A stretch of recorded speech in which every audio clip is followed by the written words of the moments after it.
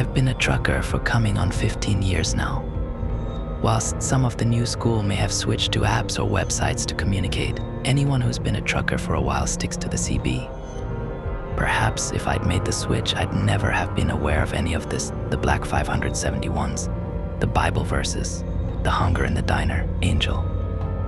Although I suppose, if I had switched, I wouldn't have been there when I needed to be.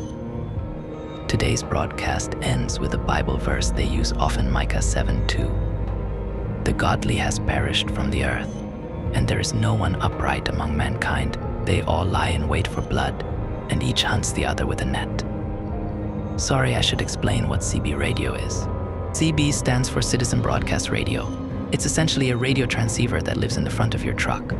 You can broadcast and receive on a channel in a roughly 50-mile radius, sometimes more, sometimes less. It's used for all sorts of reasons, alerting other drivers to cops or roadblocks, notifying other drivers about what's going on at certain gas stations or pit stops, arguing about one thing or another, discussing weather conditions and perks of the job.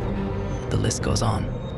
Plus, after a week on the road, it's just nice to hear another human voice every now and again, even if that voice is just telling you there's a Bambi dead deer 30 miles down the road, or their skin's tires are out, or even just that they've won a driving award, been given a speeding ticket. Regular truckers and contributors to whatever channel they're speaking on will have nicknames. This can be to do with the make of your truck, or the company you're working for, or even just something stupid you've said once. I suppose, apart from the occasional insider tip, I just like the inane chatter of it. Certain frequencies or channels will be roughly dedicated to a certain topic. There's usually one for chit-chat, one for more serious updates, and a local one. I say roughly because they all usually bleed together. The chit-chat refers to local news. The updates end up in political arguments.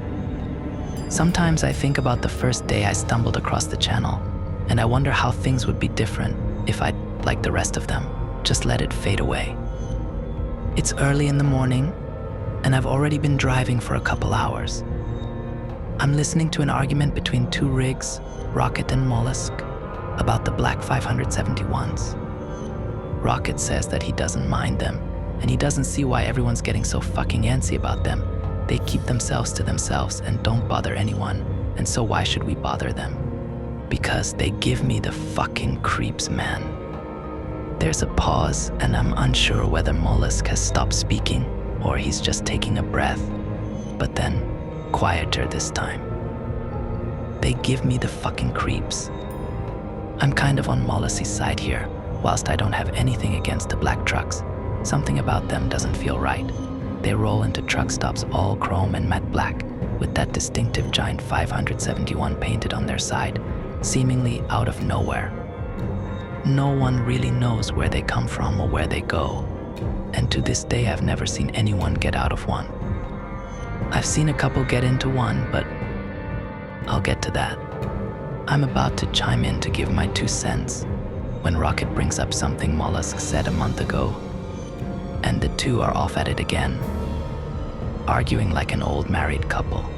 Shit, for all I know, they could be.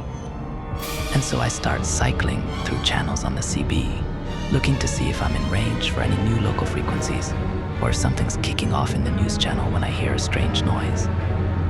It's something like moaning and the sound of someone licking their lips, and barely perceptibly in the background I can make out a conversation. 2 hushed voices, but it's only for a second before the channel changes again, and it's gone. It takes me a moment to process. Sure, you hear some strange shit over the CB, but I've never heard several voices like that before. Curious, I use my free hand to turn the knob, attempting to locate the channel again. Maybe I'd just caught some commercial radio waves by mistake. It takes a while, maybe 5 minutes, but there it is again, this time for a little longer. I can hear chewing now, noisy, the unmistakable sound of food in someone's mouth, and then giggling from a conversation in the background. A man and a woman's voice.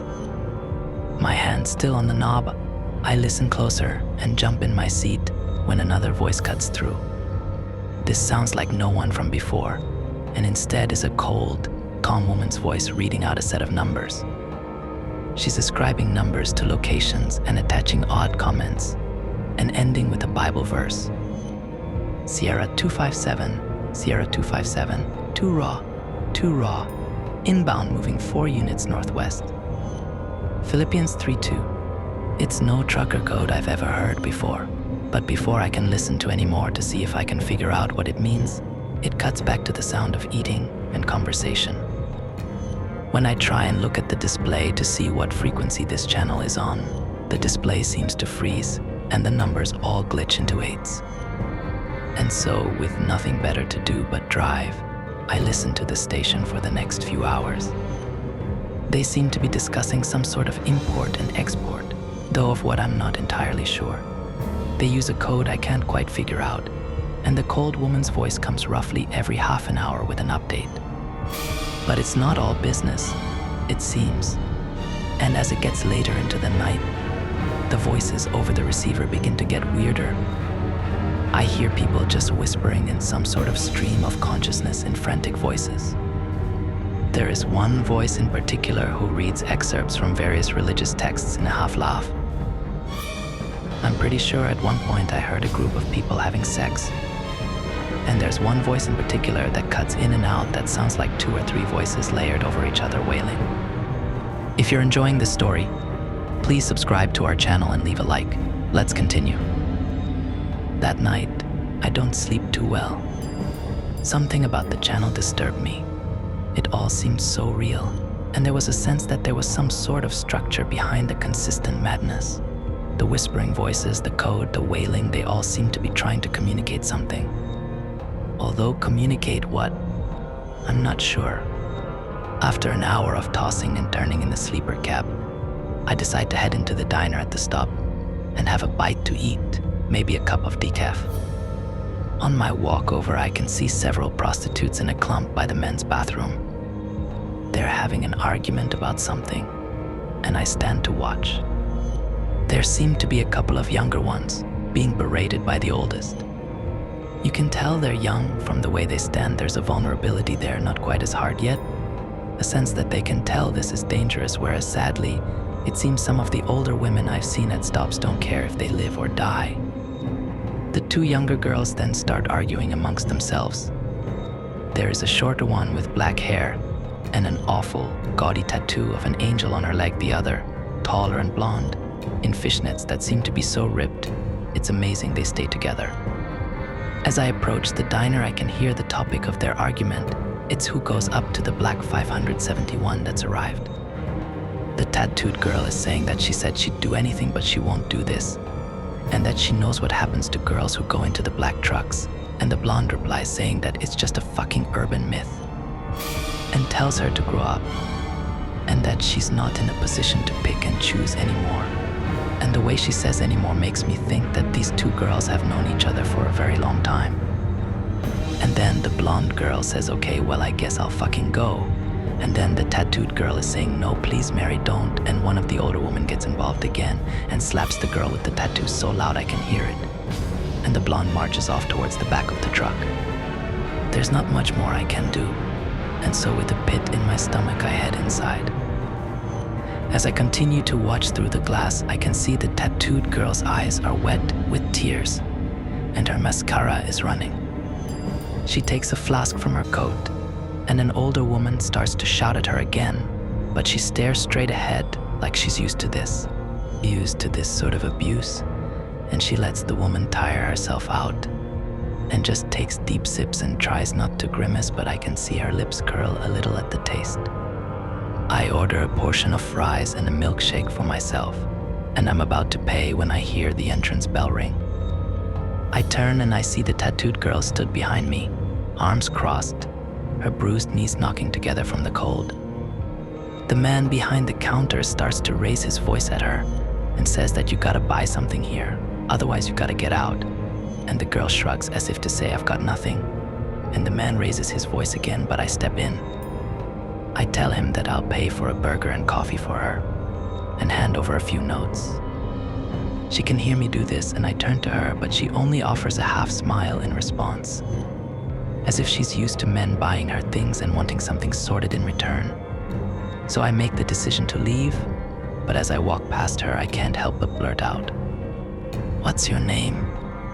She flinches and grimaces as if she knows what comes next. Silence. I point to her tattoo. "Is it Angel?" She shrugs again, but this time speaks, "Can be." And with that, I leave. That's the last I see of Angel for 3 months. I spend those months obsessing over this secret CB channel. I have to spend about 15 minutes every morning finding it, and more often than not, after tracking it down, it slips away. The connection is often faulty, but with enough time and dedication, I eventually settle on it.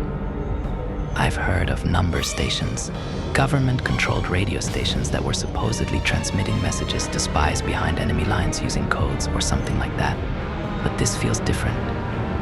Sure, there's a code that I haven't been able to crack, but there also seems to be a community. It was after about a week that I realized it's the same two voices who just whisper into the microphone, and even though it's almost impossible to hear what they say, I often catch snippets of Bible verses or words that make me think they're trying to talk to someone. There are voices that hold brief, if confusing conversations, voices that seem sophisticated in some way.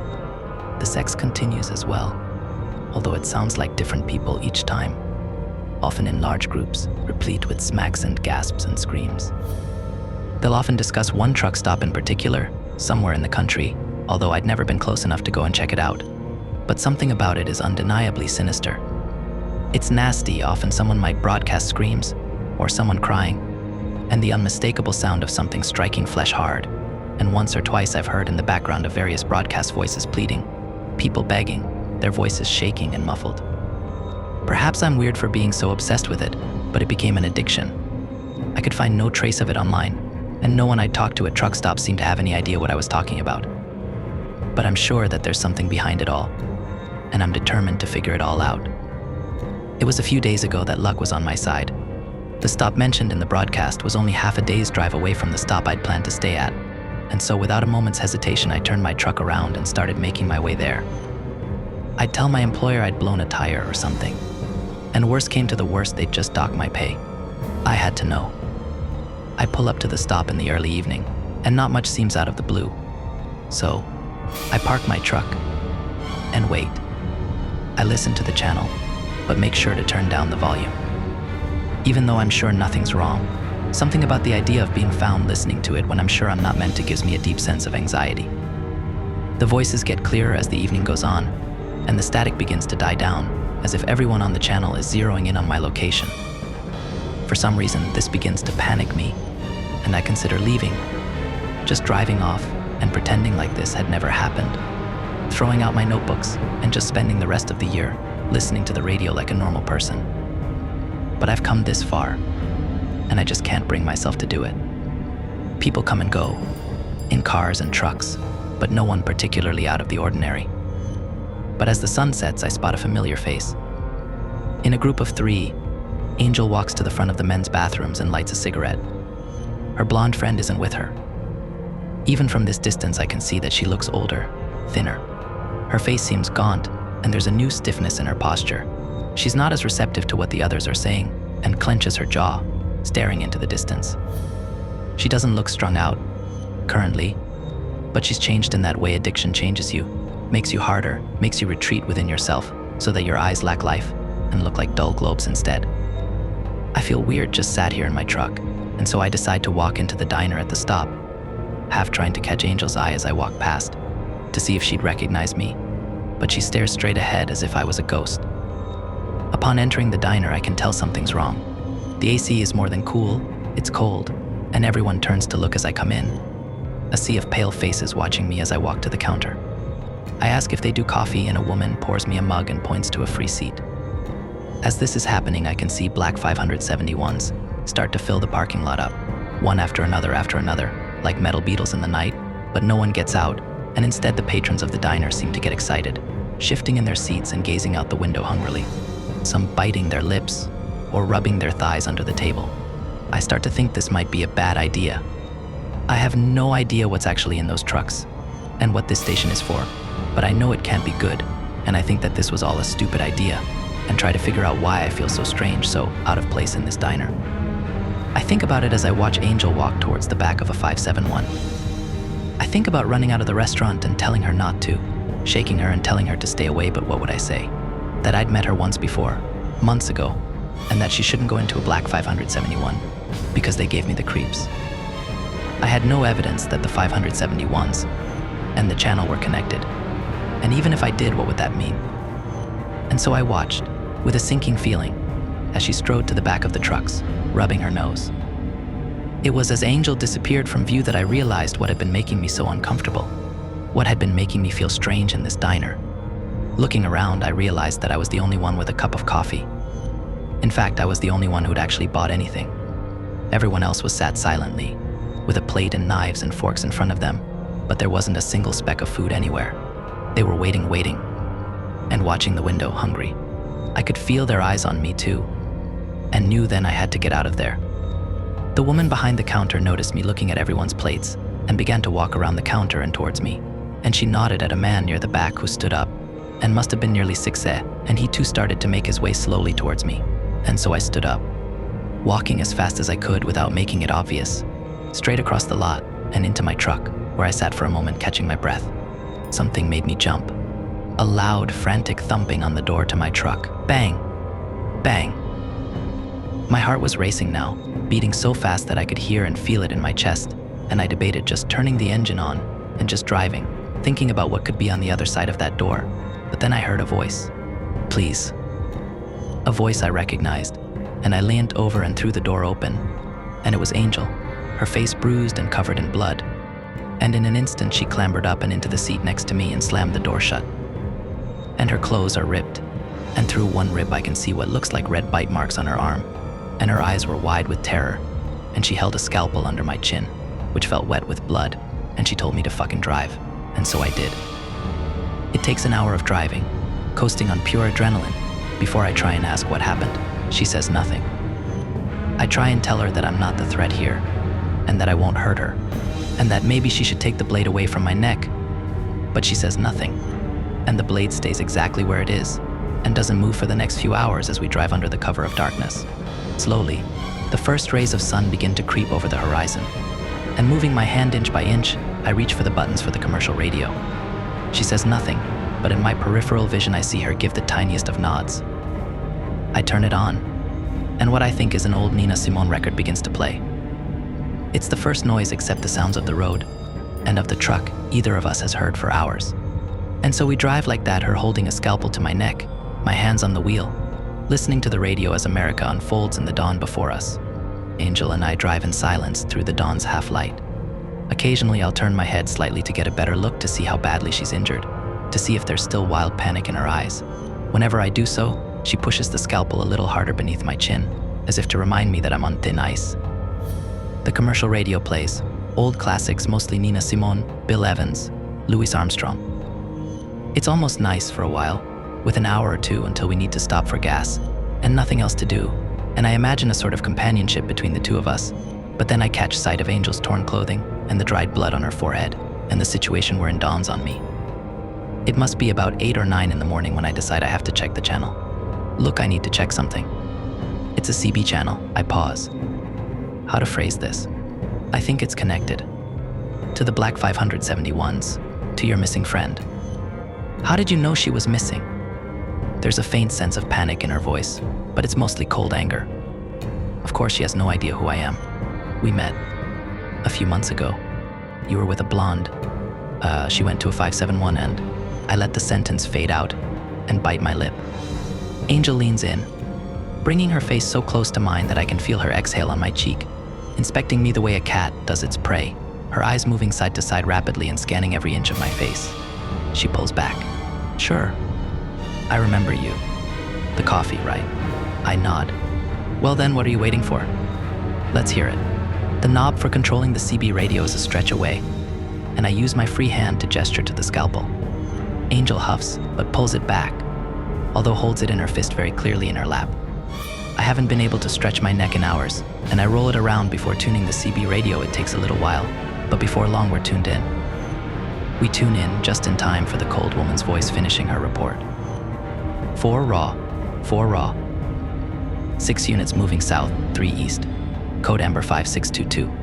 And then, as always, a Bible verse, Micah 3:3. And with that, the cold woman's voice is gone and it moves on to another staple, the sound of chewing and conversation. There are 2 voices in the background and they seem to be arguing, as whatever is closest to the mic chews loudly. A male and a female voice, and the female seems to be blaming the male for something, and Angel curses under her breath. Fuck. I say nothing, trying to strain my ears to catch what they're talking about.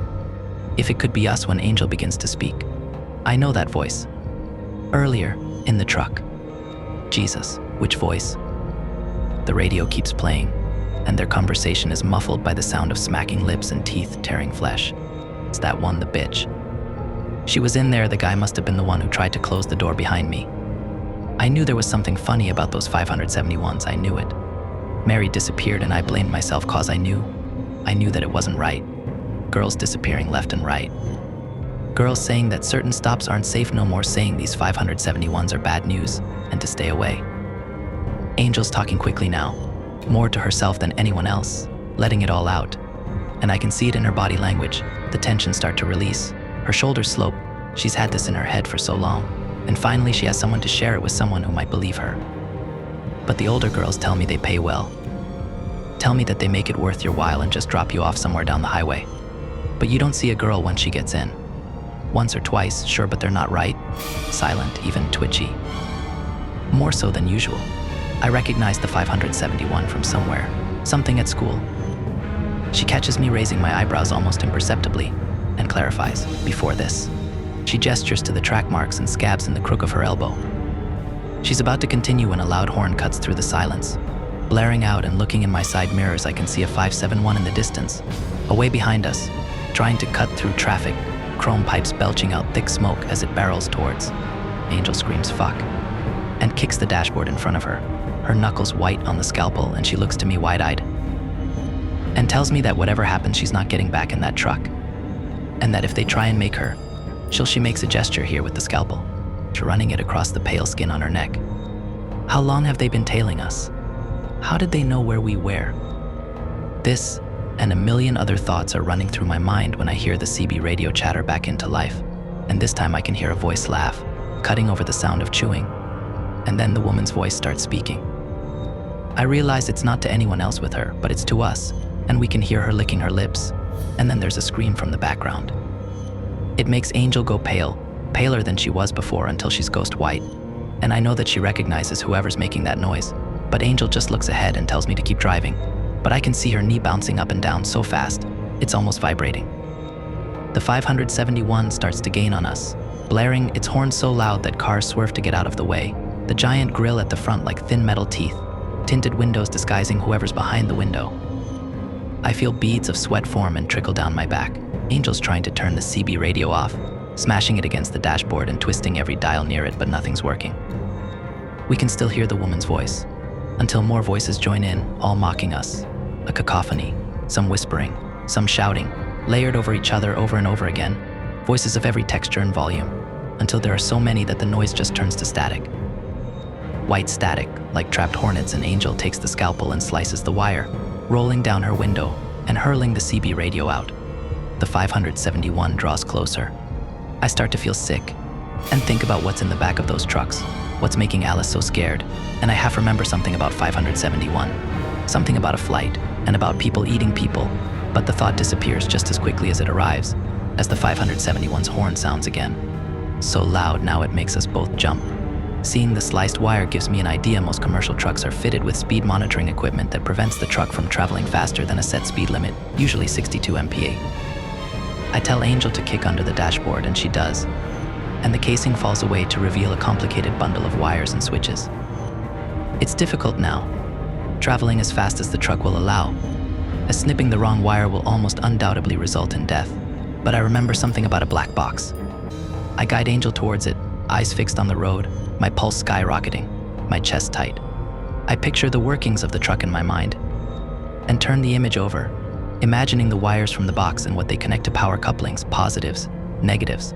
It clicks. I tell Angel which wire to cut, and for a second there's nothing.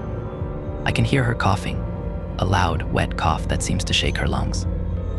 But with a wheeze and a hiss, I can hear that she's cut the right wire, and the speed cap is removed, and the truck lurches forward, engine howling as the speedometer begins to climb. There's a sense of relief, and a weight leaves my chest for just a moment, and I can't help but grin to myself and turn to Angel, but she's crouched, coughing into her right hand, holding the sparking cables in her left. Of course I'll be fired, perhaps even arrested, once the company finds out what I've done, but right now I don't care. The black 571 seems to be stuck at a certain speed, or at least can't keep up, and slowly it fades from view, a black dot growing smaller and smaller in the side mirrors. But we don't have long to celebrate. Angel's cough hasn't stopped, and even though she's trying to keep it from me, I can see that she's hawking up blood into her hands. The color seems to be draining from her face and pooling around her lips, giving the impression of a deep red lipstick. Her eyes are closed now and her brow is furrowed, sweat beading on her forehead. We drive on for a while, until I'm confident the black 571 will have dropped far behind, and I pull off the highway, navigating back roads for as long as possible, not sure whether I'm trying to lose the 571 or lose myself, until we arrive in what seems to be a tiny town. I spend as long as possible driving through the streets, trying to spot any 571s, but Angel's condition is starting to worsen. She's slumped against the window, asleep, or in some sort of fever dream, shaking. I need to get her to a hospital, or at least into a bed where she can sleep whatever this is off. And so I decide to park the truck somewhere outside of the town, down a wide dirt path that leads to a set of fields. I figure that if there's a problem, they'll come and find me. And so I take Angel, supporting her with her arm over my shoulder, towards the town. The walk doesn't take long, but her cough begins to get worse, and each time she coughs, her hand tightens on my shoulder, gripping me so hard that for a second I think she'll tear the muscle from bone. But she doesn't. Her breathing grows deeper, more labored, and in the spaces between breaths I can hear her stomach start to rumble. Looking at Angel now, as she tosses and turns under white sheets, I can see the scale of her injuries. There's one large head wound, mostly bruised but with a shallow cut running from her eye to her hairline, and a deep gash in her right bicep. But there's something that's making me anxious, something that's making me feel like maybe I should cut my losses and drive away from this town, from Angel. The bite mark on her shoulder, red and swollen and growing. We were staying in a bed and breakfast, run by an elderly man, Mr. Jones, after Angel collapsed and we had to take refuge. He'd given us a room upstairs, opposite a bathroom, and although the bed and breakfast was small, there were only 2 rooms on our floor, one unoccupied, and ours directly opposite the stairs. It was quiet, and Mr. Jones left us to our own devices.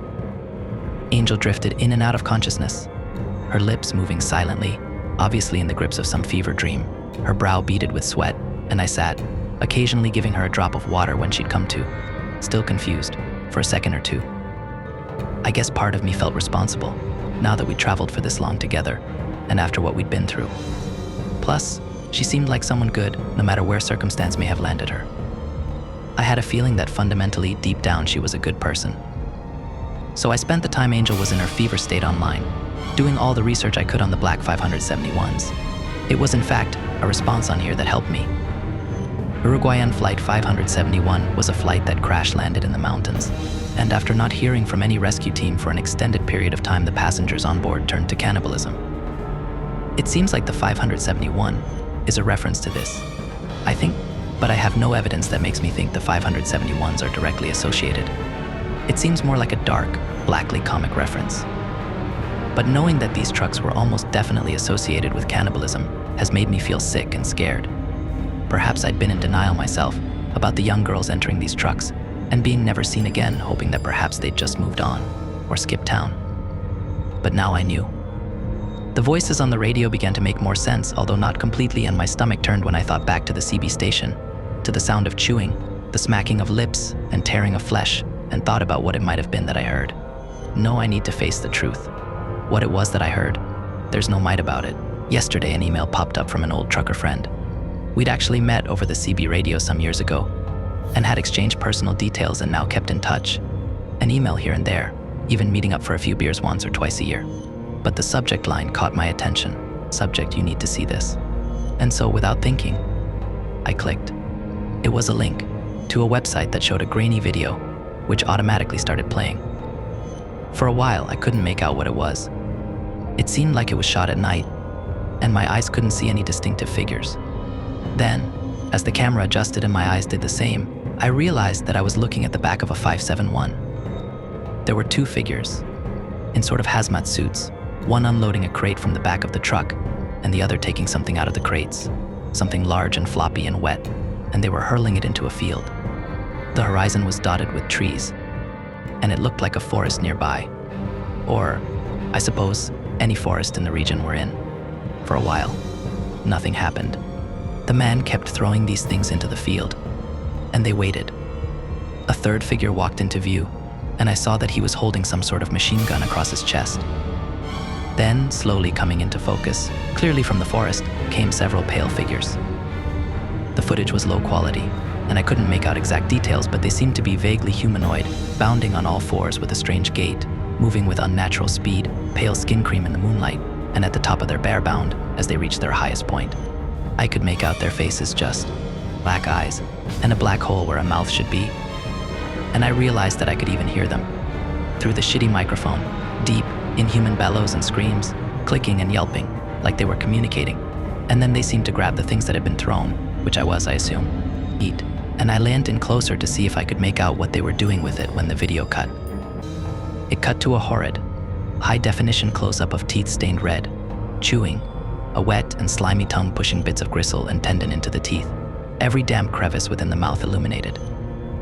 Then it cut to an altar and a figure behind the altar, in some sort of ritual mask, made from wood and ivory, and then black and white footage of figures shambling around what seemed to be the hollow skeleton of a plane's body, more of the teeth, the figure by the altar, the plane, and then black.